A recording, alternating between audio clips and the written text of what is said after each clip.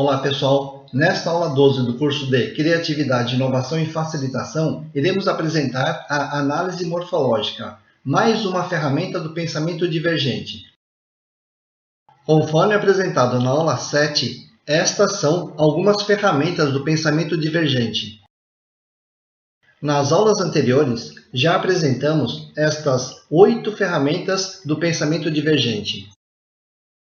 Na análise morfológica, dividimos um tema ou problema em suas partes componentes e geramos ideias ou opções para cada uma dessas partes. Em seguida, combinamos essas partes para elaborar possíveis soluções. Neste exemplo, o tema bebida refrescante foi dividido em 5 subtemas: sabor, cor, textura, embalagem e temperatura. Em seguida, foram geradas 4 opções para cada subtema. Neste exemplo simples, o número de combinações de possíveis soluções é 4 elevado à quinta potência, ou 1024 possibilidades. De forma prática, na análise morfológica, dividimos o tema em vários temas ou partes e geramos novas ideias ou opções de forma exponencial. Eu percebo a análise morfológica também como uma ferramenta do pensamento lateral.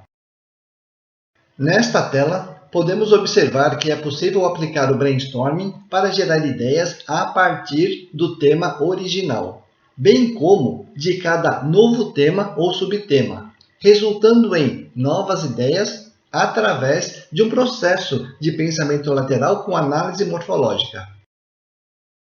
Aqui, nesta tela, podemos observar que o Scamper desempenha o mesmo papel da análise morfológica na criação de novos temas, enquanto o Serendipity ocorre quando nos desviamos do tema original para gerar novas ideias.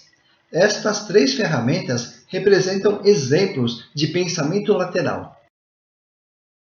Nesta tela, mostramos que as ferramentas Scamper, agrupamento, mapa mental e causa e efeito podem gerar ideias de 2 maneiras, tanto através do pensamento linear quanto do pensamento lateral, conforme apresentado em aulas anteriores.